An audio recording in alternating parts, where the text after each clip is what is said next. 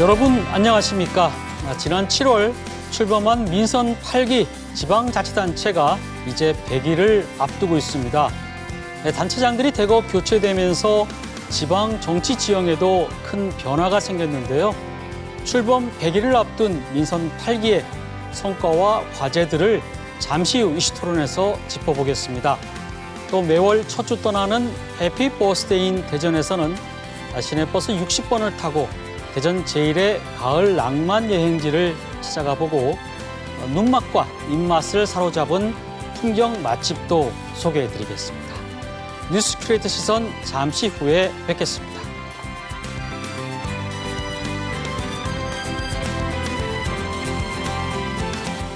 뉴스 큐레이터 시선 첫 순서는 취재기자의 솔직한 토크, 취재기자의 솔까말입니다.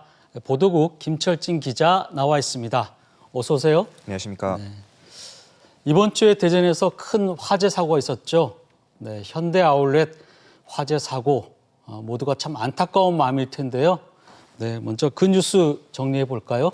예, 참담한 사고였습니다. 대전 현대 아울렛 지하주차장에서 발생한 사고로 8명이 죽거나 다쳤습니다. 불이 어떻게 시작했고 왜 피해가 컸는지 관련 뉴스로 먼저 보시겠습니다. 대전 유성 용산동 현대 아울렛 1층 주차장에 연기가 피어오릅니다.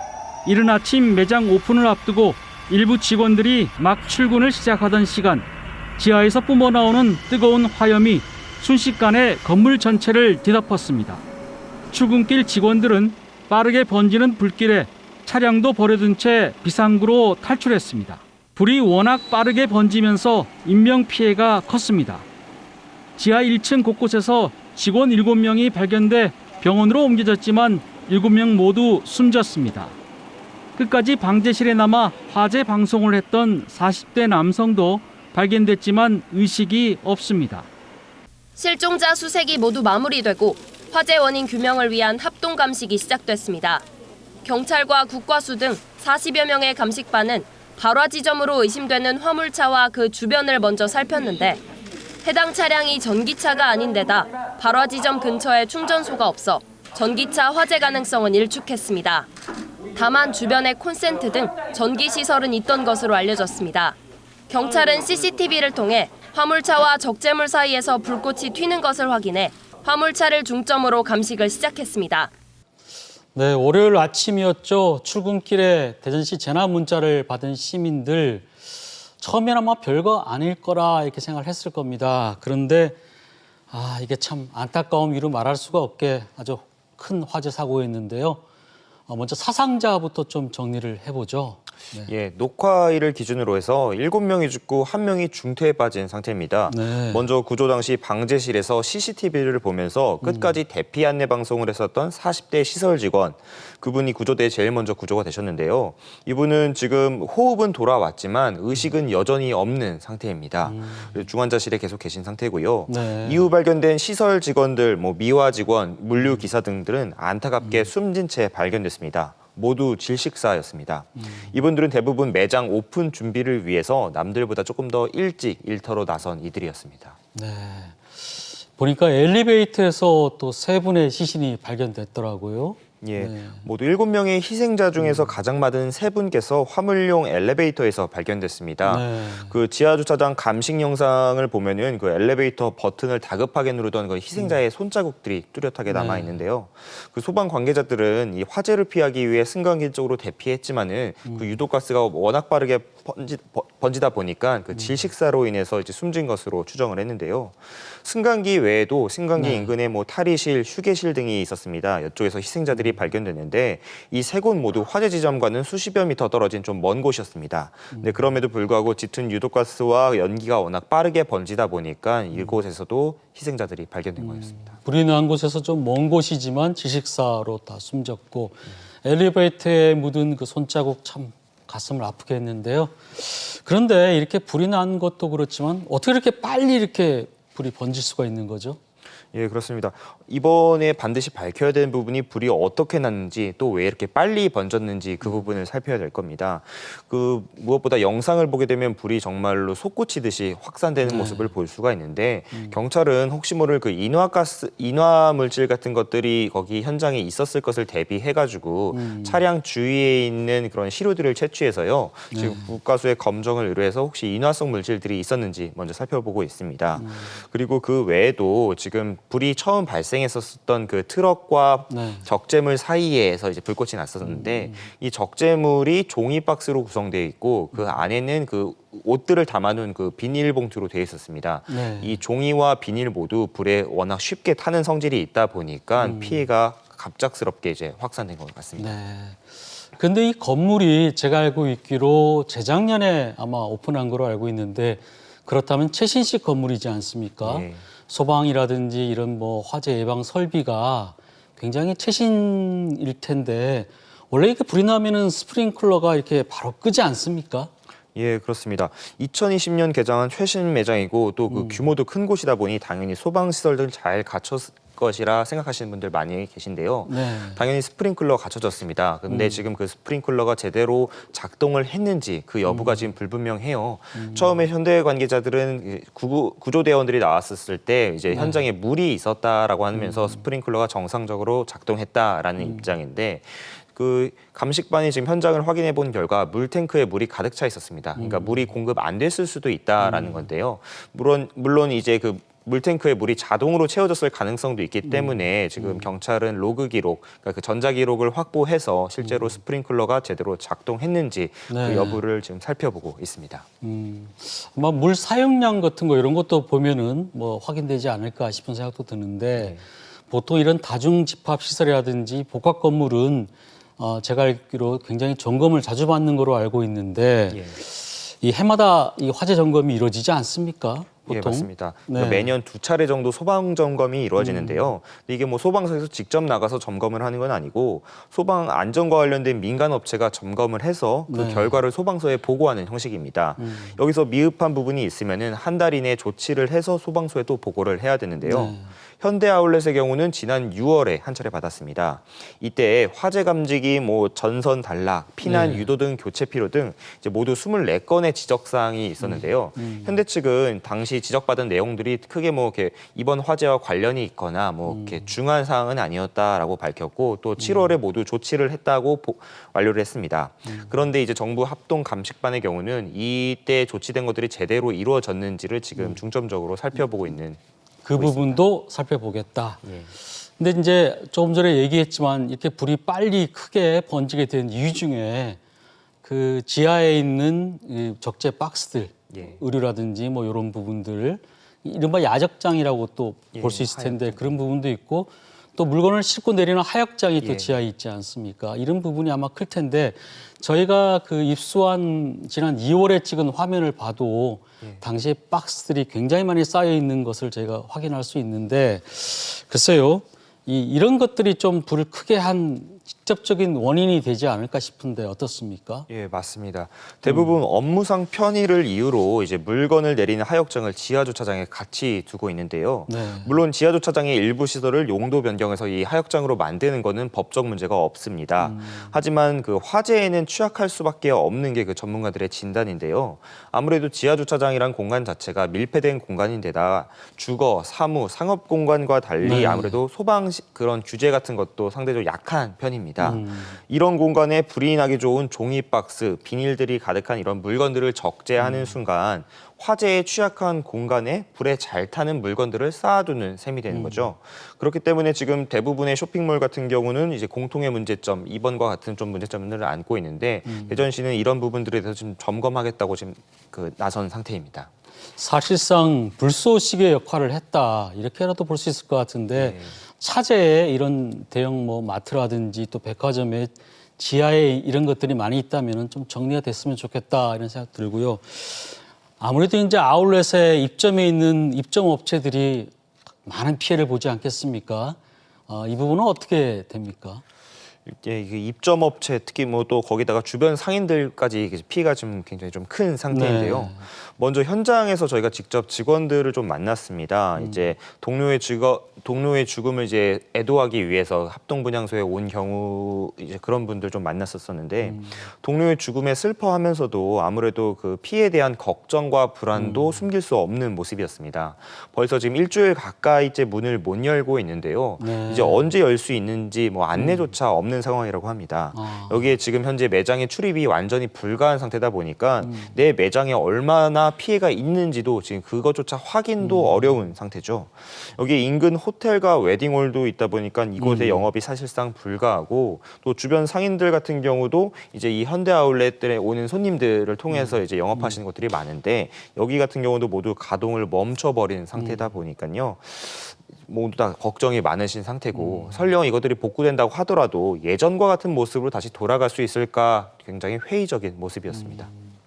그렇죠. 이게 화재가 나면은 직접적으로 불에 뭐 붙지 않다 하더라도 그 연기라든지 냄새라든지 이런 것들이 그 아무래도 이제 아울렛이다 보니까 명품들도 꽤 있을 텐데 참 걱정이 많을 것 같다는 생각이 들고요. 그런데 뭐 여러 가지 지금 조사도 이루어지고 수습도 이루어지지만 무엇보다도 가장 슬픈 분들이 아마 유족들이 아닐까 싶은데 빈소 지금 표정은 어떻습니까? 예, 먼저 이번 사고의 원인을 알아야겠다면서 장례를 미루는 그런 분들도 계셨고요. 네. 차가운 영안실에 내 가족이 더 있는 모습을 보기 어렵다면서 힘들게 먼저 장례를 진행하신 그런 곳도 있습니다. 이제 다양한 모습을 보였지만은 하나같이 말씀하시는 거는 너무 허망하게 떠나간 내 가족에 대한 슬픔. 있을 수밖에 없겠죠. 여러 유족분들의 말씀을 들었습니다만은 그 사연 같은 것들을 저희가 듣다 보면은 저희도 굉장히 같이 좀 애도를 할 수밖에 없었는데 뭐 가령 온 가족들의 생계를 책임지면서 본인과 본인 동생의 그런 생계까지 책임지면서 힘들게 삶을 이어오다가 이곳에서 일하면서 되게 기뻐했다는 모습. 근데 그 형이 이제 죽음으로써 다시 나타나니까 너무 슬프다라는 그런 가족들의 목소리까지 정말로 뭐 슬픔을 이루 말할 수 없었던 그런 빈소의 풍경이었습니다. 이분들이 대부분 이제 비정규직, 일용직도 뭐 이런 분들이셨잖아요. 이렇게 미화하시는 분들도 있고 그러다 보니까 더 어렵게 힘들게 사셨을 텐데 더 안타까움이 좀 들고 차제에 이 미화원들의 이제 휴게실을 지하에 두는 것도 많이 있는데 이것도 좀 조례로 지금 뭐 진행을 한다고 하긴 하지만 좀 지상으로 해서 이런 위험성에서 조금 더 안전하게 보호될 수 있었으면 하는 이런 생각이 들고요. 지금 중대재해처벌법 적용 여부에 대해서 여러 가지 얘기가 나오고 있는데 이 부분은 지금 어떻게 정리가 되고 있습니까? 예, 먼저 사고 첫날 이제 이정식 고용노동부 장관이 현장을 방문해가지고 노동자의 죽음에 애도를 표하면서 이번 중대재해처벌법 적용 검토 여부에 대해서 가능한지 검토해보라고 이렇게 지시한 바 있었는데요. 먼저 이제 숨진 이들이 현대 측과 직접 고용한 사람들이 아닌 하청, 뭐 용역업체 직원, 또 물류업체 직원들이긴 합니다만은 이번에 현대 사업장 내에서 발생한 사고이고 또 이들과 업무적으로 이제 연관성이 있기 때문에 적용 가능성은 충분히 있습니다. 다만 이제 좀 우려되는 점은 그 이번 사고와 그분들 간의 업무 간의 그런 연관성들을 입증해야 되는데 이 부분에 대해서는 사고 원인과 확산 경위 같은 것들이 조금 더 밝혀지고 이 중에서 현대 측이 안전 의무 같은 것들을 제대로 이행했는지 혹시 부족한 부분이 있었는지 그 부분들이 먼저 검토가 돼야지만 적용될 수 있다 보니까 실제 적용이 어떻게 될지에 대해서는 조금 더 시간이 필요하다는 그런 의견이 많습니다. 현대 측에서 어떤 형태로든 화재를 키우는데 좀 뭐 부실한 부분이 있다든지 뭐 이런 문제점이 있을 경우에 이제 처벌 대상이 될 수도 있겠군요. 네. 제가 기자 생활 한 지 이제 한 28년쯤 됐는데 아마 그 사이 일어났던 화재 사고 중에서 대전에서는 제일 큰 사고가 아니었나 이런 생각이 좀 들고요. 현장에 나갔던 기자들도 거기서 이제 밤도 새기도 하고 했는데 착잡했을 것 같아요. 어땠습니까? 예, 월요일부터 계속 현장에 머물면서 마음 무겁고 좀 허망했습니다. 특히 첫날 지하 주차장에서 이제 희생자들이 하얀 천에 감싸져서 이제 나오는 모습들을 보면서 많은 무력감을 느낄 수밖에 없었는데요. 최신 건물임에도 불구하고 너무나 많은 희생자들이 발생된 것 같다라는 생각이 들었습니다. 이런 일이 다시 발생하지 않도록 무엇이 문제였고 어떻게 바뀌어야 될지 다 함께 고민해야 될 시간인 것 같습니다. 네, 김철진 기자 수고 많았습니다.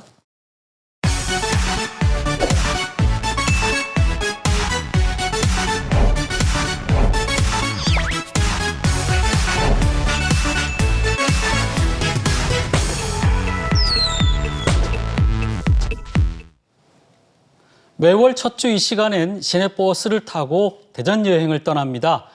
해피 버스데이인 대전 이기진 기자 나오셨습니다. 어서 오세요. 네, 안녕하세요. 네. 해피 버스인 대전 10월의 첫 주인데요. 오늘은 어디로 떠나게 되나요? 네, 백문이 불여일견이라고 하죠. 네. 오늘 또 시내버스를 타고 오늘 또 멋있는 풍경 소개해드리겠습니다. 네. 자, 지금 화면에 나오는 사진들이 있지 않습니까? 네. 좀 어떠십니까? 여기 어디입니까? 굉장히 멋있는데요. 마치 좀 이국적인 모습도 보이고. 그렇죠. 저곳을 대전역에서 30분, 파남역에 20분 예. 시내버스를 타고 갈 수 있는 곳이라면 믿어지시겠습니까? 그래요? 예, 점점 더 궁금해지는데요. 예, 정말로 멋있는 곳인데요. 네. 오늘은 그 대전 시내버스 대전 동구에서 출발해서 대덕구까지 예. 가는 그 외곽버스 60번을 소개하려고 합니다. 아. 네. 그 60번 시내버스는 그 대전역 동광역 출발해서 네. 대청 호반을 따라서 예, 예. 직동, 그러니까 직동하면은 신탄진 대청호 쪽에서 네. 파람역 대청호 그 사이거든요. 네. 거기 가는 버스인데 정말로 가는 곳마다 노선 주변이 너무 예쁘고요. 그렇죠. 또 그다음에 풍경도 정말 환상적이에요. 예. 그리고 좀 있으면 이제 그 좀 아까 사진처럼 보신 것처럼 네. 아름다운 가을 풍경, 이국적인 겨울 풍경을 볼 수가 있습니다. 자, 그래서 오늘 지금부터는요 60번 시내버스를 타고 저와 함께 가을 낭만 여행 한번 떠나보시겠습니다. 함께 가보시죠. 아, 날씨 좋다. 여기가 대전 지하철 22개역 중에서 첫 번째 역 파남역이에요. 파남역인데 외곽이죠. 그래서 오늘은 이렇게 날씨 좋은 날 버스를 타고 한번 가을 낭만길 가보려고 합니다. 가보시죠.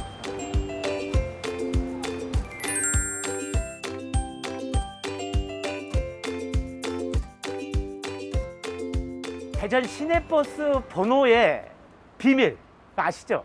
혹시 모르시는 분을 위해서 요 파란색으로 되어 있는 거 있죠? 이 버스 색깔도 파란색이에요. 요거는 간선버스 시내를 중심으로 운영하는 거고, 그 다음에 녹색인데 번호가 또 3개야. 이것은 시내하고 외곽을 연결하는 거예요. 그리고 요 두 자릿수 있죠? 두 자릿수는 외곽버스예요. 대전 외곽으로 움직이는 거.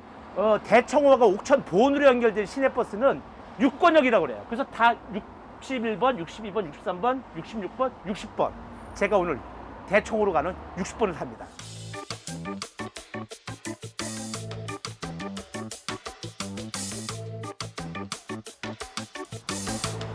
안녕하세요. 야, 60번.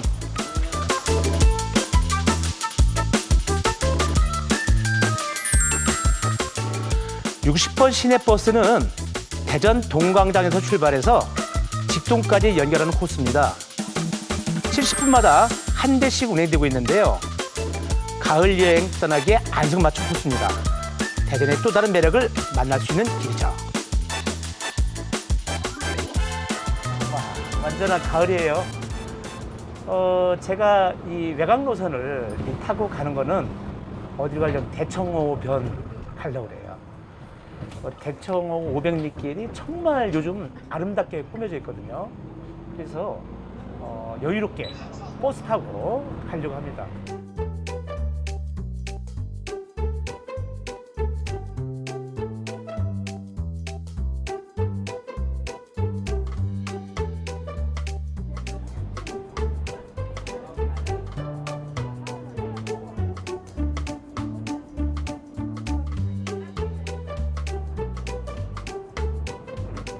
좀 어디 다녀오시는 거예요, 그러면은? 시장요. 시장이요? 보니까 뭐 사셨어요? 쪽파하고 고들빼기하고 이것저것 샀어요. 고들빼기 김치 담으시려고? 네.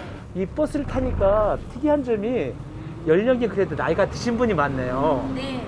다 그쪽에 사시는 분이라. 네네네. 아, 블랙길이 있어갖고 엄청 잘 해놨어요. 그렇죠. 거기다 한번 구경 가보세요. 오늘 거기 갈 거예요. 네. 예. 자, 수고하세요. 파람역에서 불과 19분 만에 도착하니까 확 트인 전혀 색다른 그런 광경이 연출되네요.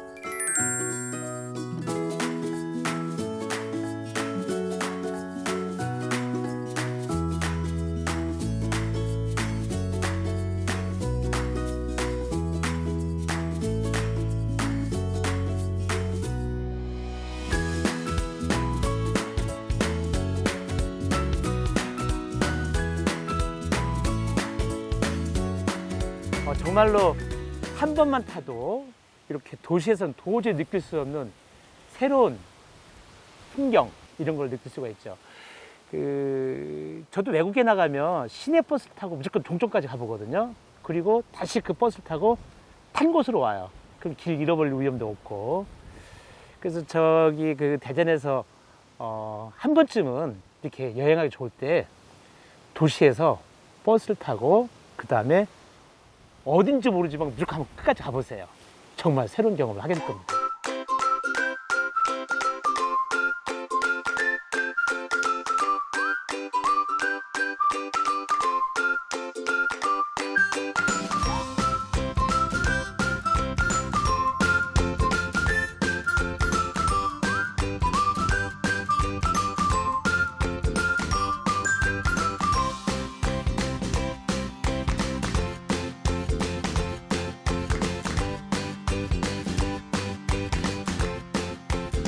대청호 500리길은 왜 충남, 그 다음에 충북, 또 그 다음에 대전이 이렇게 관장하거든요. 근데 여기서 대전 코스 중에서 가장 인기가 좋은 곳이에요. 4길, 낭만길인데 보니까 시티투어 승강장도 있고 여기 쭉 이제 데크로 연결되는데 명상정원 또 슬픈연가 촬영지도 있어요. 가봅시다.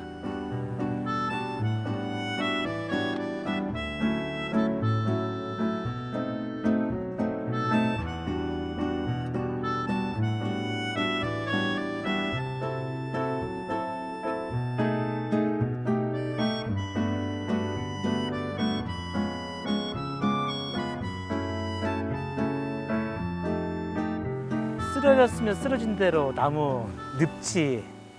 야, 이런 데 걸으면 그냥 생각이 그냥 절로 정리가 되고 그리고 마음이 편안해지고 바람 소리, 마치 폭포에서 이게 뭐 물 떨어지는 소리하고 좀 비슷해. 대청호는 지난해 가을 비대면 관광지 100선에 선정되기도 했는데요. 햇살과 바람, 그늘이 어우러져서 그냥 걷기만 해도 이게 힐링이구나 싶더라고요. 자, 지금부터 여러분도 한번 그 감성에 푹 빠져보시기 바랍니다.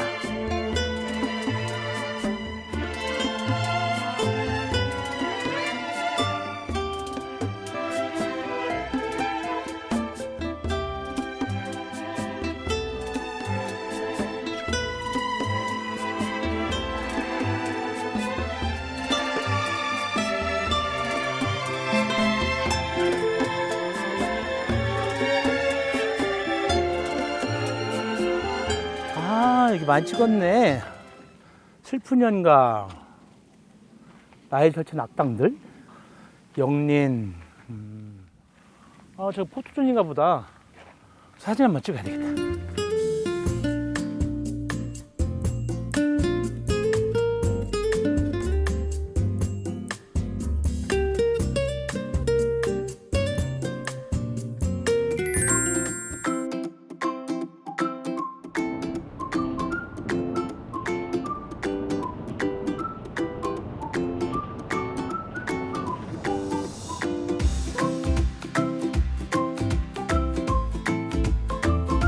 이런 풍경을 보면서 먹어줘야 제대로 된 여행이지.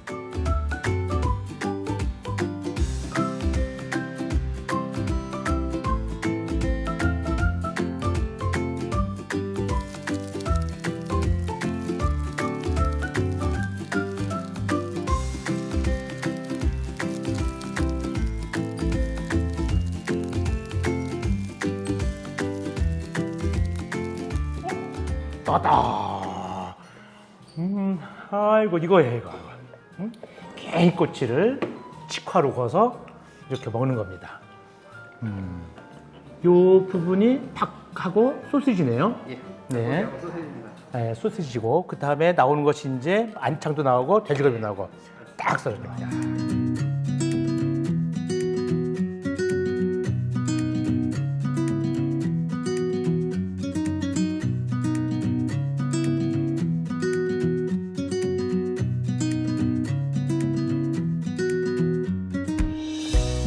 제가 여기는 관광 프로그램으로 한번 외지에서 찾는 분들에게 여기를 방문하는 그런 그림을 코스를 하나 만들었는데, 여기 와서 이걸 먹고 풍경을 보면서 다 그냥 뻑 가더라고, 뻑 가.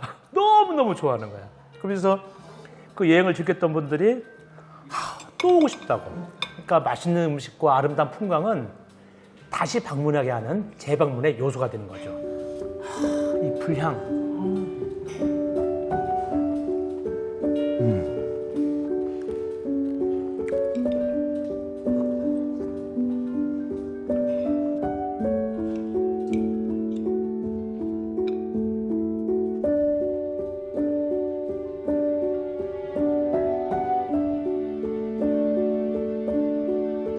이런 데 식사를 하게 되면 경치 한번 보고 음식 보고 경치 보고 음식 보고 어디는 뭐 그냥 음식만 보게 되나. 근데 너무 경치가 좋으니까 경치도 먹고 음식도 먹고 음식도 감상하고 경치도 감상하고.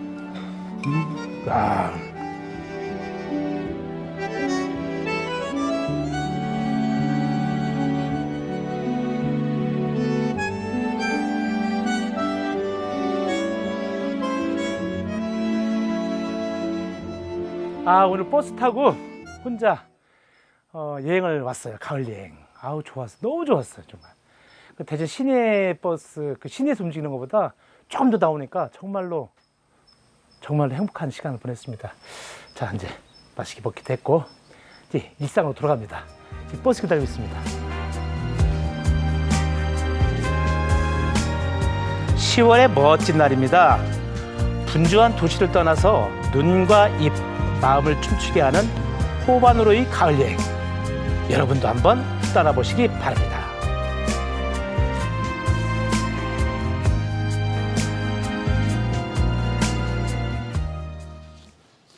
60번은 배차 간격이 70분이니까 꼭 미리 시간을 좀 알고 나가야지 좀 덜 불편할 것 같습니다. 그죠? 예, 그렇습니다. 그리고 뭐 버스 타고 한 20분만 가면은 바로 대청호가 나오네요. 네, 그렇습니다. 예. 네. 그 60버스를 타고 이제 구불구불 이제 산길을 가다 보면 대청호 전체가 이제 21개 구간이거든요. 예, 그중에서 예. 가장 인기가 있는 4구간, 그 호반 낭만길에 왔는데 이걸 만날 수 있고요.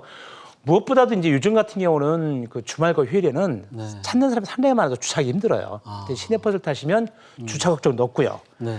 그리고 저 길 가는 길은 데크가 잘 돼 있어서 남녀노소 또 장애우들도 쉽게 갈 수가 있습니다. 그 소개드린 명상정원 저 끝에죠. 네. 저기에 예. 돗자리하고 쓰레기가 나오지 않는 음식 쓰레기가 나오지 않는 도시락 딱 사가지고 가셔서 네. 즐기시면 정말 하루가 네. 즐겁게 네. 정말 행복한 하루를 보낼 수 있습니다. 예. 1250원에 누릴 수 있는 뭐 최고의 행복이 아닌가 이런 생각이 드는데요. 그런데 이제 이번 달부터는 시내버스 현금 승차가 사라지게 되죠. 그렇죠. 지난 7월부터 이제 계도 기간 거쳐서 3개월 동안 예, 예. 어제부터 이제 본격 시행되기 시작했습니다. 약간 이제 불편하신 분들, 익숙하지 않은 분들 아직도 있는데 네. 대부분 전부 이제 잘 참여하고 계신다고 그래요.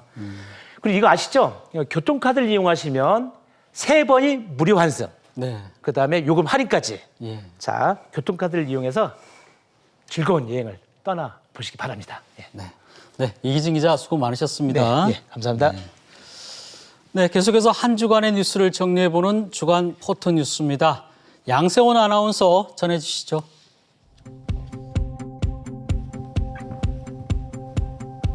사진을 통해 한 주간의 뉴스를 정리해보고 누리꾼들의 다양한 반응을 알아보는 주간 포토 뉴스입니다. 오늘도 3가지 소식 준비했는데요. 먼저 첫 번째 사진 보겠습니다.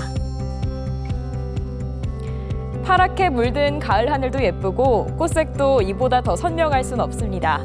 완연한 가을, 짧아서 더 아쉽기 때문에 가을을 만끽하려는 사람들로 도심 공원들이 북적이고 있는데요. 가을의 상징 코스모스도 등장했고요. 조금 있으면 노랗게 물든 은행잎도 볼 수 있겠죠. 여행하기 딱 좋은 계절 가을, 누리꾼의 가을 예찬이 쏟아지고 있네요. 볼 것 많고 먹을 것 많고 1년 내내 가을이었으면 좋겠다. 짧지만 강렬하게 물드는 가을, 이번 단풍은 캠핑장에서 보려고요. 가을이 되면 날씨도 크게 변하죠. 특히 요즘은 일교차가 무려 10도 이상 벌어지고 있으니까요. 무엇보다 건강 관리에도 유의하셔야겠습니다.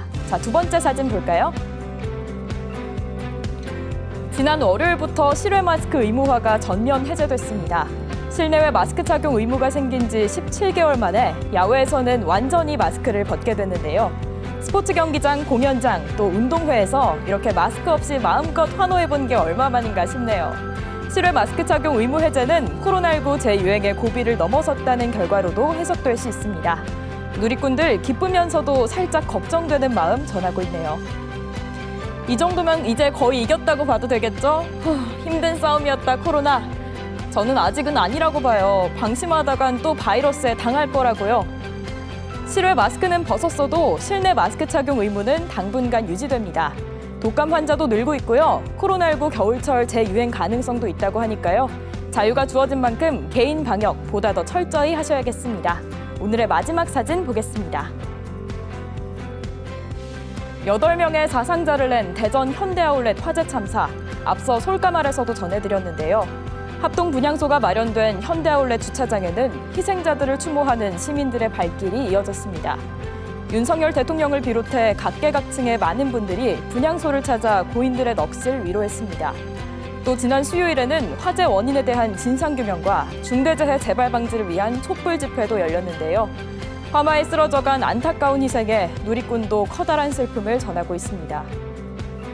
기억해야 할 사람들이 또 늘었네요. 안타까운 마음 담아 명복을 빕니다. 더 이상은 일상의 공간에서 슬픈 일이 없기를 그저 미안한 마음만 전합니다. 라며 추모의 마음 함께해 주셨습니다. 그저 평범한 일상으로 출근했던 우리의 이웃은 영원히 퇴근하지 못한 채 우리 곁을 떠났습니다. 더는 이런 가슴 아픈 참사가 일어나지 않기를 바라고 또 바라봅니다. 지금까지 주간 포토뉴스 함께하셨습니다.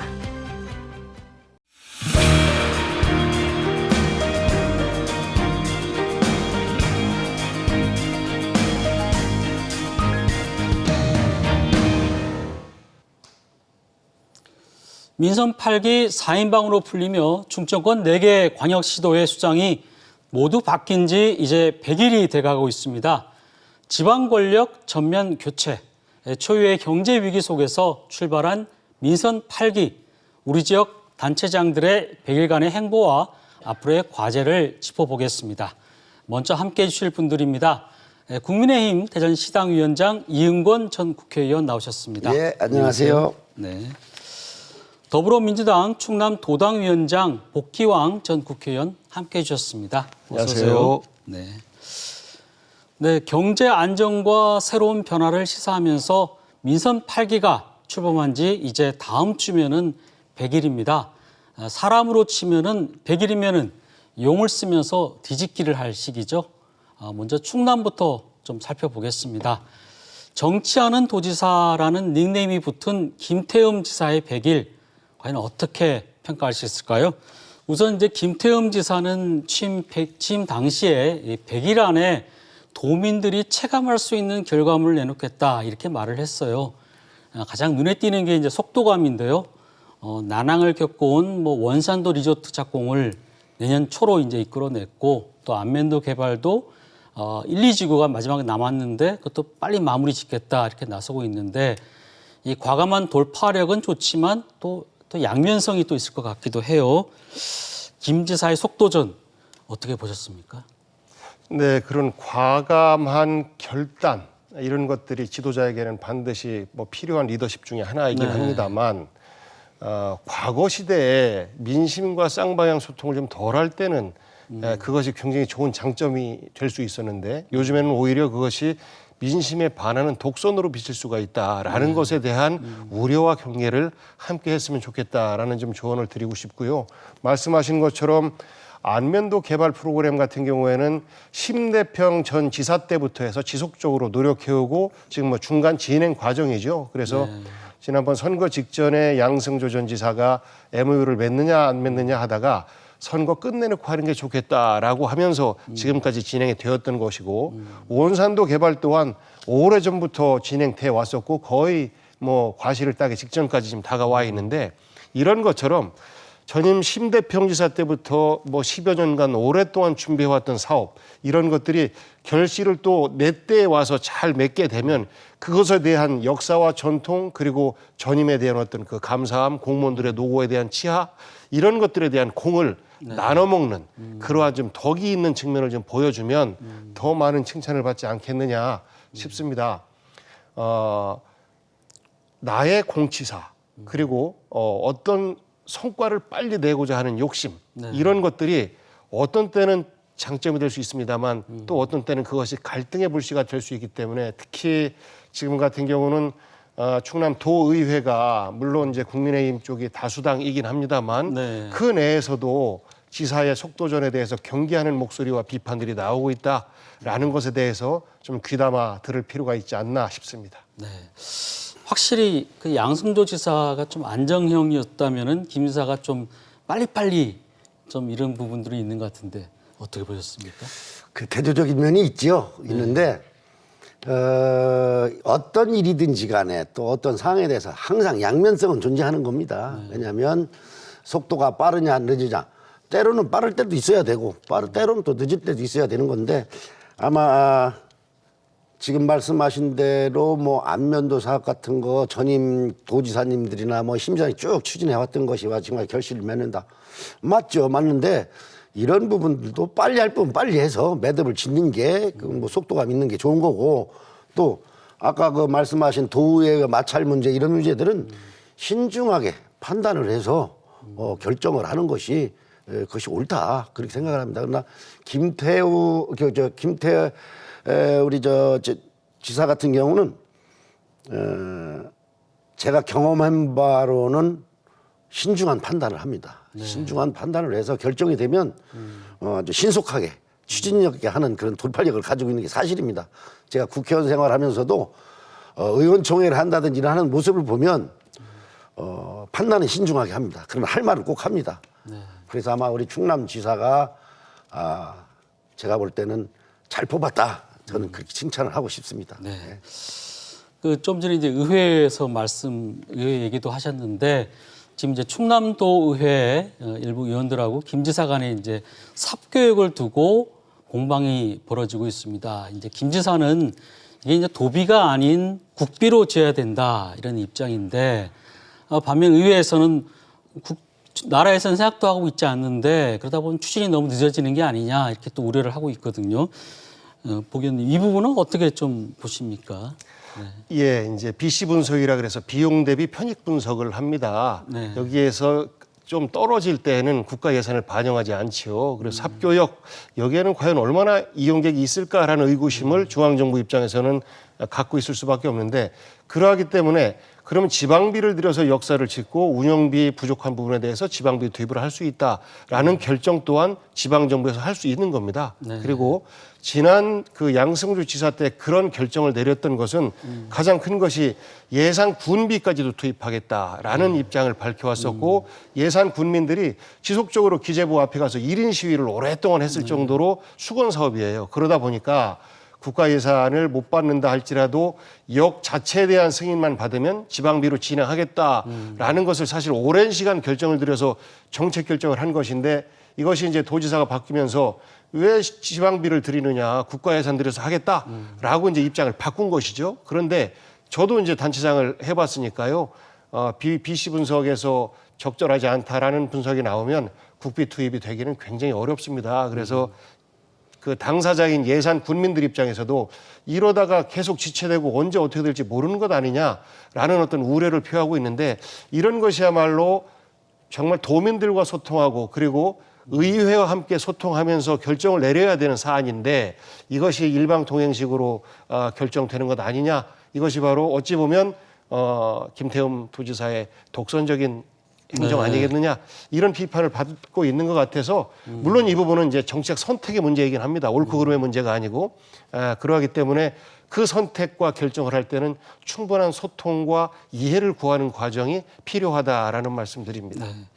이번에는 그 대전을 좀 살펴보겠습니다. 그 이장우 대전시장의 100일, 국회의원 시절에는 돌격대장이라는 별명이 있을 정도로 굉장히 이제 불도저 같은 성격인데요.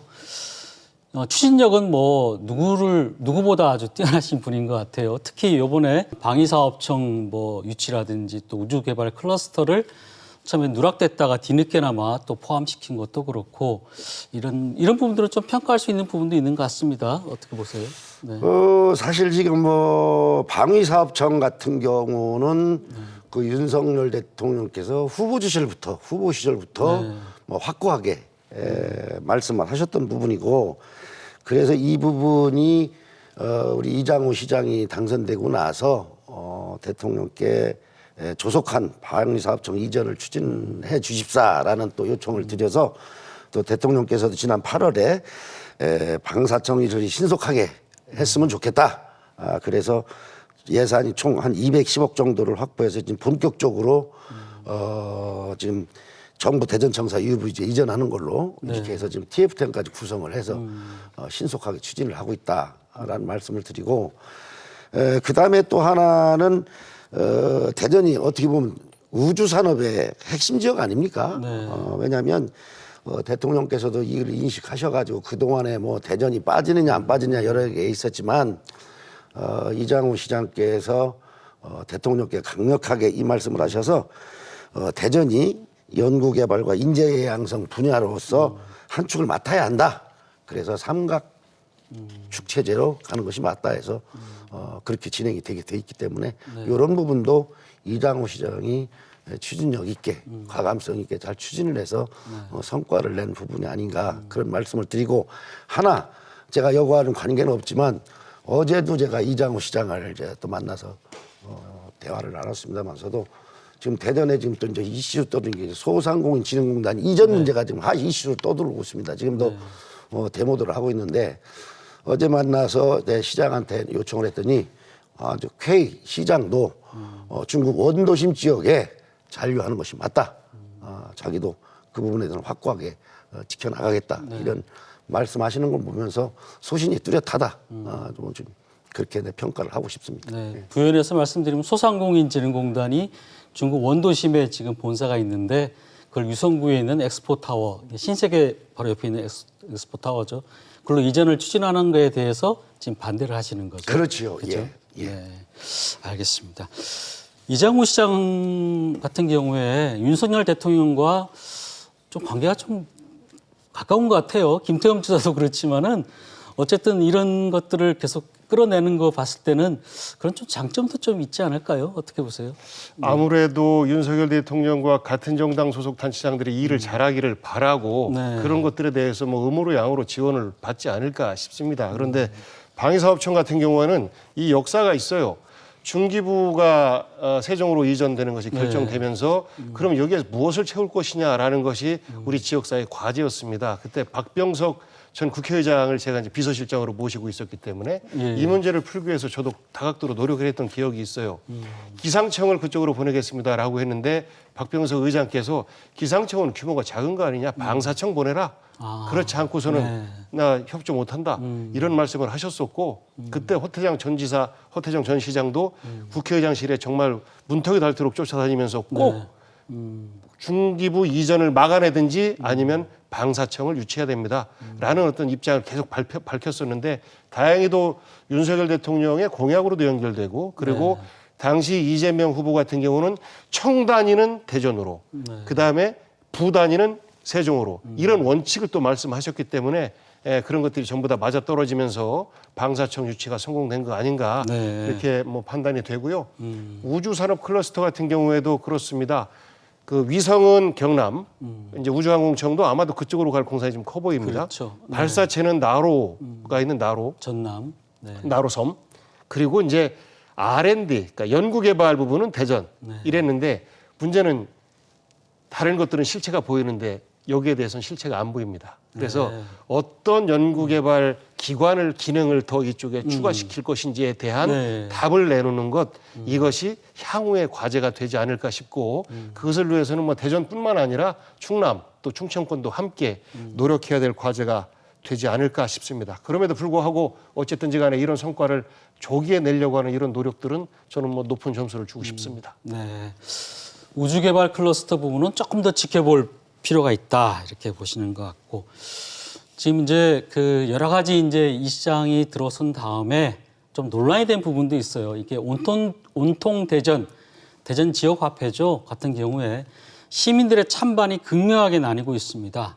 이장우 시장은 4년간 한 1조 원 가량 되는 돈을 정말 저소득층이나 청년, 상인들 위해 쓰겠다. 이 온통대전에 들어갈 돈을 이렇게 얘기를 하고 있고, 또 많은 또 시민이나 소상공인들은 그동안 가게 경제나 지역 경제에 큰 보탬이 됐는데 갑자기 이걸 없애버리면 안 된다. 이렇게 또 반대를 하고 있는 사안인데, 이 사안 어떻게 보세요? 네. 지금 말씀하신 대로 지금 지역 화폐 축소 문제가 네. 상당히 첨예하게 대립되는 이런 사안이 아닌가, 저도 이렇게 파악을 하고 있습니다. 지역 화폐는 그간 지역 소비자들의 자금을 소상공인에게 이전하는 것을 그러니까 지원하고 이런 역할을 해왔고, 또 소비를 진작시켜 지역 경제의 어떤 선순환을 촉진시키는 이런 역할을 해왔습니다. 네. 하지만 이 코로나 팬데믹 현상 기간 동안에는 어떻게 보면 긍정적인 효과도 있었다. 네. 그러나 투입 비용에 비해서 지속적으로 증가하는 투입 비용을 추가 소비 유발 효과가 낮지 않느냐 이런 분석도 있고, 또 이런 부분에 대해서 재검토가 필요하지 않느냐 이런 얘기가 대두된 걸로 저는 파악하고 있습니다. 그래서 아마 대전시는 이 온통대전 발행연도 설정이라든지 또는 캐시백을 조정하는 문제, 또 카드 수수료 지원 문제, 또 전통시장의 공동배선 시스템 또는 라이브 커머스 몰 같은 것을 개편 작업을 통해서 한번 예산 부담을 경감을 좀 시키고, 또 계층 간 쏠림 현상 이런 부분도 완화시키고, 또 영세 소상공인도 보호하고 이런 플랫폼 기능을 강화해서 개선을 노력해보고 아마 이 소상공인 지원방을 다각적으로 검토를 해서 연말까지 한번 이런 거를 존치 여부를 결정하겠다라는 게 지금 대전시의 상황인 것 같습니다. 알겠습니다. 복 의원님 어떻게 보십니까? 우리 지방의 가장 큰 문제가 지방에서 돈 벌어서 서울에서 소비한다라는 겁니다. 그렇기 때문에 이게 소비가 선순환이 되지 않아요. 대전에서 벌어서 대전에서 쓴다라고 하면 결국은 이 지역 경제가 계속해서 활발하게 선순환되는 것인데, 다른 동네 가서 쓴다. 결국 부에 유출이 되는 것이죠. 그래서 이것을 막는 데 있어서 가장 좋은 것이 그럼 뭐냐? 대전에서만 소통할 수 있는 화폐를 한번 만들어보자라는 것이 이제 지역화폐의 개념이었었고, 이것을 각 지방자치단체들마다 효과가 굉장히 크다라고 만족해하고 있어요.